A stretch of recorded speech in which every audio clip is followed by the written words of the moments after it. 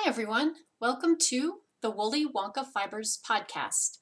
My name is Anne and this is a video podcast about my knitting, spinning, indie dye and indie design business, as well as some reading and a little bit of other crafty stuff. Today is Sunday, October 1st, 2017. I hope everybody is doing great. If you are a new viewer, thank you so much for choosing to spend a little time with me. And of course, if you are a returning viewer, thank you so much. I appreciate that you come back to visit with me, and I appreciate your comments and messages and all that good stuff. So today is the first day in, I think, 4 days that we have not had rain. It's gorgeous and sunny out. It's 68 degrees. Feels like fall, or at least early fall here, which makes me happy since I'm a cold weather girl. Yeah, just a really nice day. We've certainly been happy to have the rain here. We don't normally get rain in September. I was kind of joking with my husband, who is the chief snow removal person at our house, that this will probably be the wettest, snowiest winter on record since he's not here to shovel. You know, when the world revolves around you, everything is a thing. So, all kidding aside, it would be great to have a really, really snowy winter here. We could use that for refill the aquifers, have our snowpack nice. Yeah, we'll take it if it comes. I'll take it if it comes. So let's see. Items of note. I will be at Taos this upcoming Saturday from 9 to 4 at the Mooncat Fibers yarn store. So even though it is the Taos Sheep and Wool Festival, I'm not vending per se at the festival, but I will be at Kathy's shop right there on the plaza. I will have, she has a bunch of my yarns and fibers inside. I will have patterns. I will have the new fall filament. I will have some kits. I will have some other items that she doesn't normally carry. So I will be outside the shop, and so you can visit with me there. But also if you need to come and stock up on yarns, she put in a very large order in July, which I'm just now finishing up. So I hope that some of you in the area will come out and visit. It's always a great time. And again, that will be Saturday, 9 to 4. I will put a link to her shop in the down bar below, so you can find the map and all that good stuff. That will kind of be my last show of the 2017 season. So if you're in the area, that's a good excuse to come out and say hi. Next up, let's move on into knitting. I have finished a cardigan for myself. This is the Bailey cardigan. It is knit in the called for yarn, which is Classic Elite's Moorland, I believe it is, in the Queen of Scots colorway. I don't know that this yarn is available anymore. It's a singles yarn, and it has kind of a heathery, tweedy feel to it. Kind of an interesting blend of fibers. Anyway, we will see how it ages, how it wears. I know you guys can't see the whole piece. I will put a link to the pattern down below so that you can check it out on Ravelry. If you follow me on Instagram, you'll see that I posted I posted a mostly finished, it was unblocked version of it. It's really simple construction. It's knit back and forth up to the armholes and then divided, and the fronts are worked and the back is worked. The sleeves are knit separately with set-in sleeves. The edges are finished with just a basic attached I-cord. So that's on the cuffs, and you can't really tell, but it is on the fronts as well. So when I posted the picture to Instagram, I wanted to feedback on pockets or no pockets, and everybody voted for pockets. And I thought, yeah, pockets. And I knit one of the pockets and I put it, like I pinned it on as if I was going to get ready to sew it on. And I hated it. I think the long lines of this cardigan, it's kind of low hip length with a slight flare to it. The pockets just make it look really clunky, and I wanted to be able to wear it as a slightly dressier, I mean, obviously today I have it on with a t-shirt and jeans, but be able to wear it as a slightly dressier, almost jacket. So I opted not to put the pockets on. Otherwise, really easily knit pattern. It had great instructions. Try to show you guys. The collar is knit contiguously with the fronts, so you just have a little bit in the back to seam, and you know, it makes a nice shawl collar, which I like for the fall. So anyway, that one is done, and this yarn is now out of stash, obviously, since it is in a garment. I think I'm going to get a lot of wear out of this. It's really nice and cozy. Perfect kind of layering piece for these cooler days, the fall into early fall into late fall. I think I will be wearing this quite a bit. So let's talk about stash for a minute. I think I mentioned that we're in the process of redoing our downstairs, which is where I am currently. This is where my office is. And over in that direction is a bank of shelving units where I have my stash. And since we're redoing the floors down here, everything's going to have to come out of the offices, out of my office and the storage area, so that we can redo the floors. And I thought, well, this is perfect time to reorganize stash and sort through stuff. I did put a small fiber de-stash listing up on Spinner's Marketplace, but I will put a link to my trade and sell Ravelry page down below. So if you're in the market for some nice fibers that I don't think I'm ever going to spin personally, check it out. I think I've liquidated about half of what I listed, so that's great.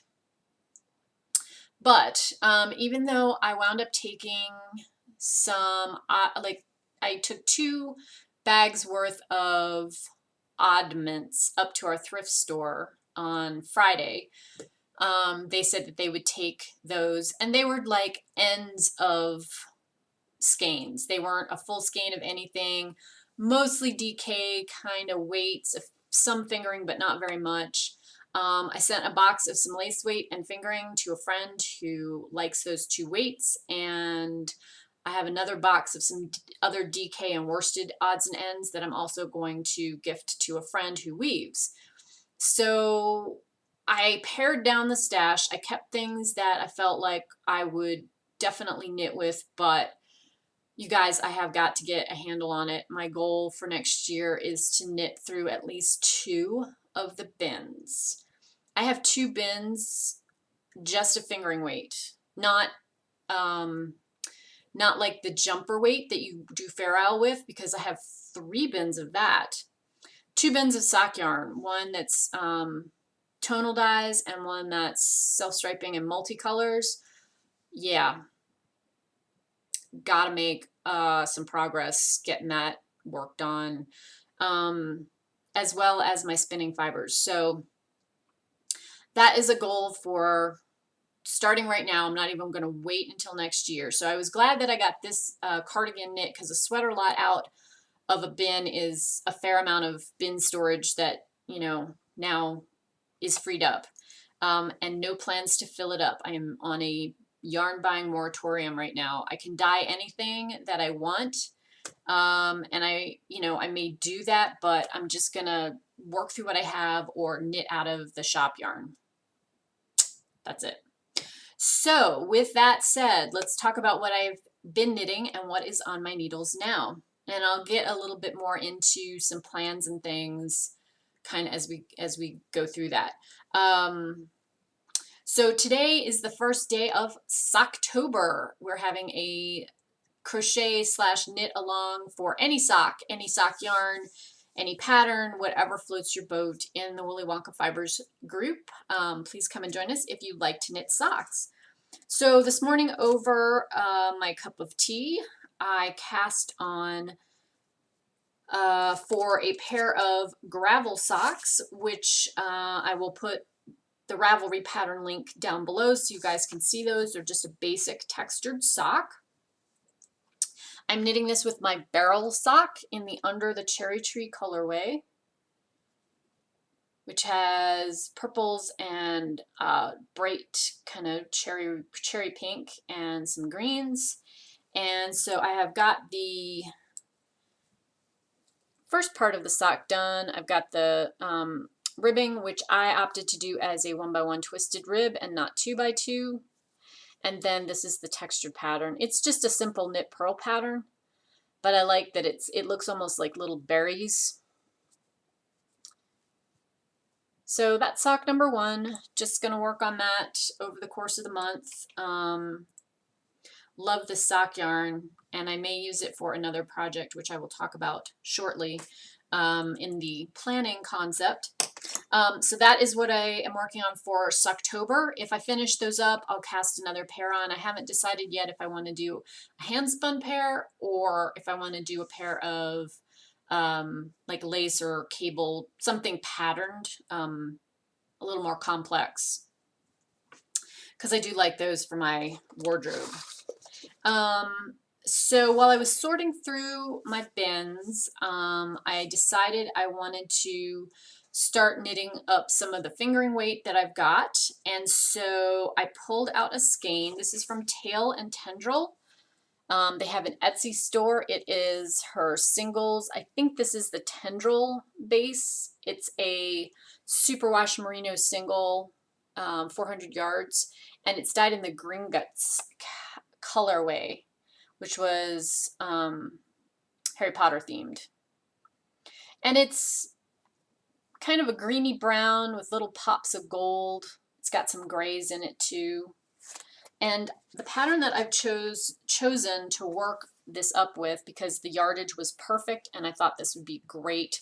You know, even though it's a sock yarn, it's a single, I would not use it for socks, is this gorgeous pattern by Romy Hill. It's her Sagebrush Infinity Scarf. That's probably the best picture of it down there. This is from her Home is Where the Heart Is collection, which I think maybe it was collection number 3 that she did. Anyway, I will put a link down below to the Ravelry pattern, which is where I got this. So I cast this on yesterday, and I am 2 repeats through. This is a cowl, aka infinity scarf, which you basically knit the long way and then you graft the 2 ends together. So it's got a little leaf pattern on it, and I think it's working up great in this yarn. Really simple, really straightforward, nothing crazy. So I am enjoying that. I worked on that while I listened to one of my books on tape yesterday. So that was kind of fun to just sit and knit for an hour or so. So I will be working on that this month. I figured that would be a nice travel project when I go to DC later this month, and it'll be a nice kind of relaxing in the evenings project. I do have one stealth project on the needles, which is the November Herbarium Club kit. I am about somewhere between 2/3 and 3/4, probably closer to 3/4 of the way done that. So I'll work on that over the next couple weeks. Have that tech edited. I couldn't find that word. Tech edited, test knit, all that good stuff before the end of the month, so it can release on November 1st. I forgot to bring down the September Herbarium Club project, so I will show that off next time I talk to you guys. It is a lace shawl for the lace folks in the club, and it is called Bracken. So we'll talk about that later in October, next time I talk to you guys. So let's talk about some plans. So you did see the pieces I'm working on. Obviously the socks and that infinity scarf are things that I will be working on this month. Ravelry has this really awesome feature. You can go in and you can print your queue. This is my queue. It was 64 pages. Yeah, there's a lot of stuff I want to knit. After I took a good long hard look at what was in my stash, I thought, you know what? What I need to do is I need to go through, I need to find patterns that I love, that I took the time to put in my queue, match them up with yarn, and just knit stuff. Just knit stuff. I don't need necessarily a recipient in mind. For instance, I have this box where I just put things that I finish that aren't like, oh, that's going to be a gift for so-and-so, or oh, that's the perfect thing for whomever. And so, you know, my mom texted me yesterday and she said, we have a friend at church who was just diagnosed with stage 4 cancer. And, you know, this lady is going to have a really hard battle, a really uphill struggle. And, you know, my mom knows that this will be a difficult task for this woman. And she just said, do you have some warm stuff you could send her? I know how cold it is when you go and get chemo. Yeah. So I have a shawl pulled for this lady, and I have a nice pair of brand new, just plain vanilla socks. I don't have a hat to send to her. I know she's going to lose her hair with this particular chemotherapy regimen. So I'll probably knit one and just send it to my mom. I'm going to send out the socks and the shawl tomorrow, Monday, so this lady has them because she's starting her chemo like this coming week. And then I'll knit her something nice and soft and squishy. You know, I have oodles of yarn. I actually have one skein that I'm thinking about that has some, I think it's alpaca and cashmere that might be just gorgeous in a really soft beret. So yeah, that might be a great use. So anyway, when you print your queue from Ravelry, it gives you the thumbnail, and then it gives you the information. So for instance, this is the Molly hat. It tells you the suggested yarn, which, you know, 99 times out of 100 I'm not going to use, but it says the weight, in this case worsted. It tells you need between 200 and 236 yards, and it gives you kind of a generic gauge. So if you've got something in your stash that you know's up, that you've used before, and you know knits up to a certain gauge, you can kind of figure out if you're going to be able to sub it. And then if you've made notes in Ravelry, those appear over here. So for this one, I actually have yarn picked out. It's a hand spun. And so some of them, I have more information than others, but you know, I've got kits, I've got sweaters, I've got all kinds of things planned that I've already taken the time to think about what yarn would work with it. So all I have to do is open the bin, because that was one of the things that I did with my stash is I sorted. So there's a bin of like DK and worsted. There's a bin that has my bigger sweater lots, like my worsted weight sweater lots in. There's the one bin that has the tonal fingering weight. Will not take a ton of time to go through and find, you know, matching yarns to suit these projects. No, I'm not knitting all 64 pages of my queue next year. But there's so many gorgeous, gorgeous pieces that I've earmarked here. There's no reason why I really need to go like figuring out what else I'm going to make when I've already got most of that work done. So just saying, that's kind of a handy little thing. So, I think I mentioned one of the things I had was 3 bins of jumper weight, like traditional Fair Isle type yarn. Now, I have a fair amount When Rowan Yarns quit producing their version, I bought a bunch on sale because I loved that yarn. It's tweedy, it's heathery. The colors are gorgeous.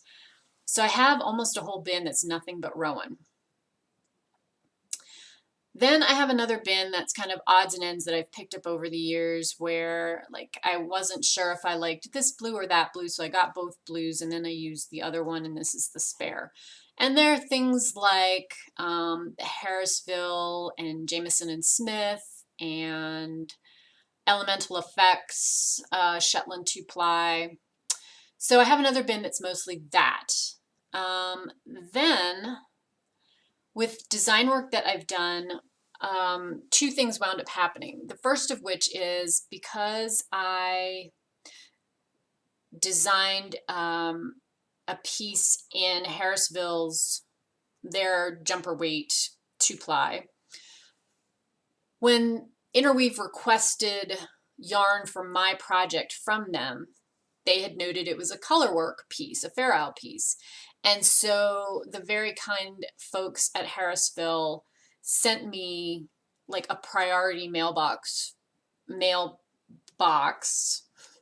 priority mail box, filled with all kinds of colors. I have grays and purples and yellows, and I thought it was a mistake because I only needed 4 colors for the piece that I designed, and they sent me like 12. And they sent me 2 skeins of everything. And I had contacted Interweave and I was like, I think I have someone else's yarn. This can't possibly be right. I mean, I'm going to keep what I need for the project for you all, but please find out who I need to send this to or send it back or whatever. And the nice folks at Harrisville said, no, we know you like Fair Isle, so we just sent these to you to play with. Okay. So, okay. So I have a lot of that. And then basically the folks at Knit Picks do the same thing, and having designed some colorwork pieces for them, I have an entire bin of palette from the Knit Picks line, all kinds of colors. So I have enough color choices that I could knit probably every Fair Isle accessory in my queue at a stash, and possibly even some sweaters. Which brings us to this book. This is Alice Starmore's Tudor Roses. Now, this is the 2013 version, and there was a previous version, which I also have. If you look on Ravelry at the previous version, there are some sweaters in there that do not appear in this book. This book has sweaters that are only inspired by the Tudor women. The original Tudor Roses has a Henry VIII sweater, and I think a Henry VII sweater in it. Most of the sweaters in the earlier book are a more traditional Fair Isle type shape, which is to say they're fairly boxy. They have dropped shoulders so that when you're knitting stuff in the round and you go to steek it, there's no shaping involved. It's just, you know, either a cone if it's the sleeves, or if it's the body, it's just, you know, you might cut the front cardigan open and then you might cut the slit for the sleeves and insert the dropped shoulder shaping into that. And they're gorgeous pieces, and you know, the colors in them are amazing, the designs are amazing, but they're not the most flattering designs, especially for women. I think the guys' things are great, and I think I could see maybe making a couple of the women's pieces, but overall, I probably wouldn't wear them. They would just be so huge and oversized on me. I don't think I would care for them. So this book, and this is, I can't remember this is an anniversary version in this hardcover. I think you can now get this in paperback. I'm pretty sure Amazon carries it, as does the Virtual Yarns website. Okay, so enter this book. the 2013 version. If you go and you look at the collection on Ravelry, you'll see that there are some new pieces in here, and there are some pieces that they've reworked to be a little bit trimmer and a little bit more lady fitting, lady shape fitting. So there is still Catherine of Aragon, which is a more traditional, sorry for the glare, you guys, there we go. A more traditional look. They've still trimmed down the arms somewhat, but it's that same kind of boxy body shape. Again, gorgeous. I probably would not knit that one. But let me show you some of the other ones that they've done. And this one is on the top of my list. I can get the page open. This one was inspired by Elizabeth Woodville, who is the mother of Henry VIII. She married Henry Tudor. She was Edward IV's eldest daughter. So her marrying Henry united the white and the red Lancastrian and York bloodlines. So here is Elizabeth Woodville. Let me try to get that so you guys can see it. This is a gorgeous two-tone sweater with waist shaping and those pretty bell sleeves and then this gorgeous neckline detail. This book is huge, sorry. Trying to show you guys the pictures in it and not any of the information.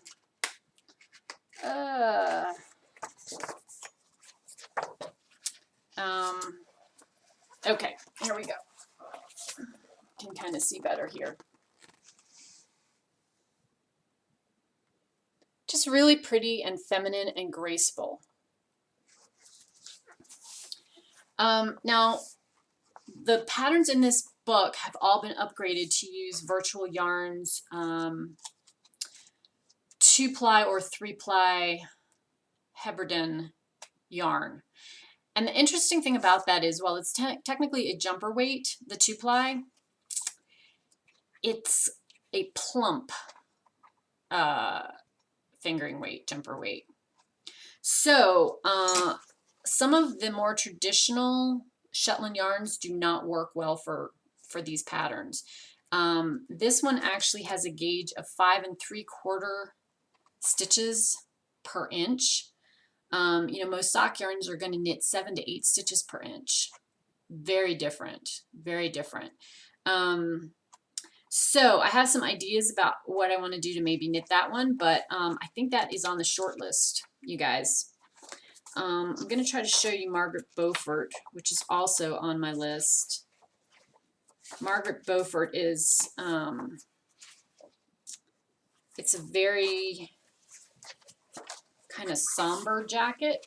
Let's see if it'll show.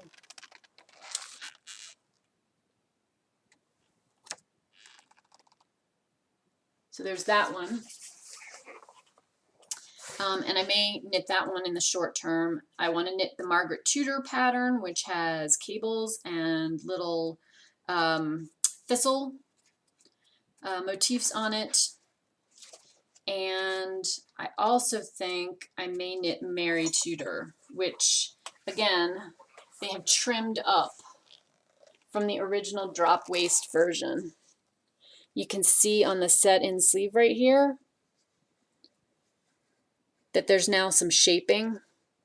And while it's still a kind of boxy jacket, it's not huge. And they run that pattern up the sleeve to center the fleur-de-lis right there on the sleeve cap. Yeah, so went through this book. This may be kind of my knitting challenge for 2018. So stay tuned for that. I love doing color work. I probably will knit the one on the cover as well. I can't remember which of the Tudor ladies. Oh, but wait, you guys, I got to show you the vest. Hang on. Hold, please. Jane, the one on the cover is Jane Seymour. Want to knit Anne of Cleves. Want to knit Catherine Howard.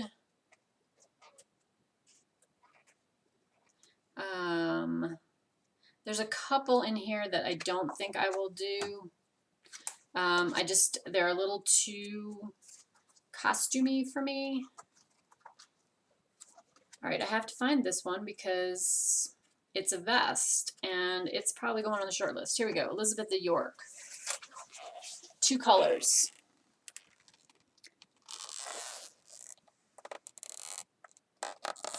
Sorry, trying to get the glare off. There you go.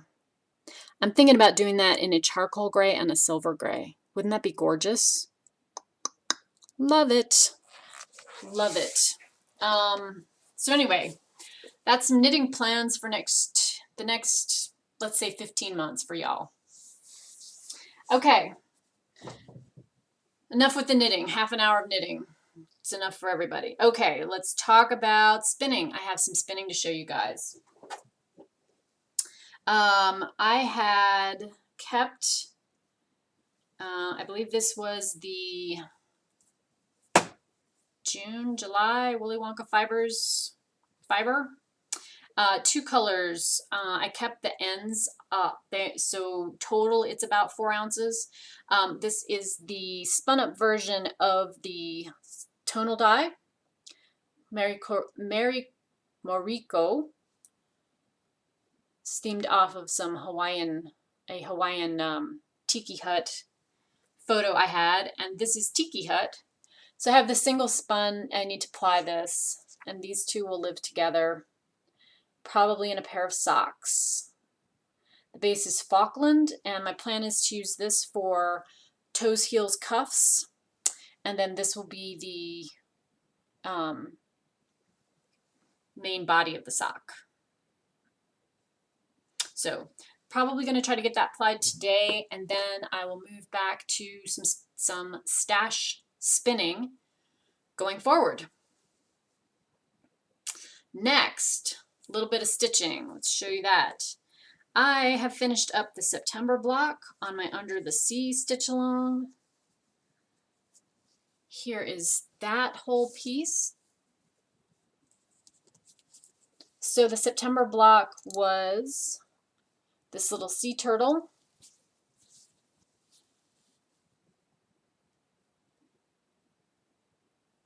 And that is the bottom of the piece. So there it is in its entirety.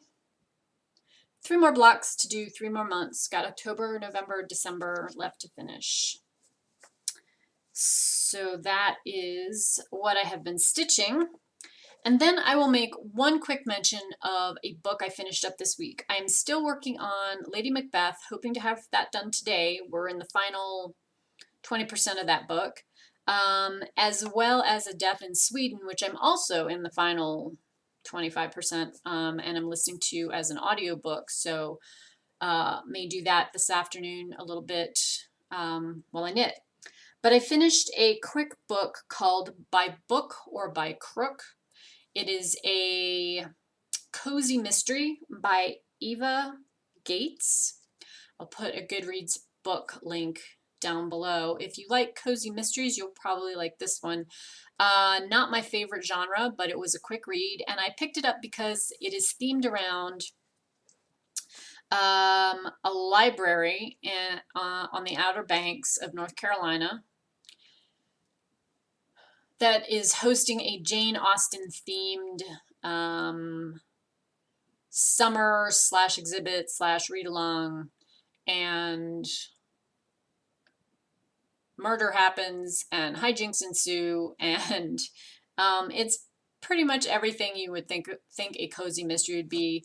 There's lots of folks who have, you know, tea and baked goods, and I think the best part of the story is the cat, the library cat. So if you read it, you'll see what role he plays in all of this, but he becomes kind of our heroine's best friend.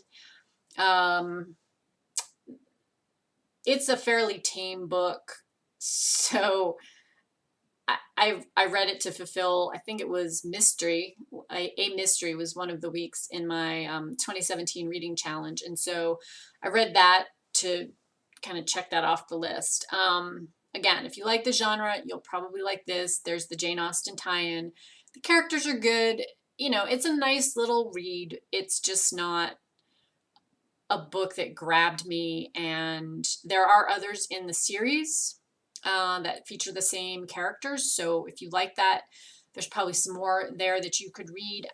I won't tackle more in the list, but you know, for what it was a entertaining read, and I zipped through it, and it was nice to read in the evenings while the rain was coming down outside, and I was hanging out with my four-legged friends in the evenings. So I think that is it for this go round. A little longer than usual, so hopefully you guys have stuck with me for 35 minutes. Again, I hope to see some of you at Taos Sheep and Wool next weekend. And for those of you who are not local, I will see you again in 2 weeks with another update. The next podcast may be a little bit early. I may record that before I go away for the weekend to DC. So anyway, I will keep you posted when the next one comes up, but you can look for that mid-month. Until I talk to you guys again, I hope everybody has a great couple of weeks, some time for crafting and spending time with loved ones, doing the things you like to do. And until I talk to you again, have a great one. Bye.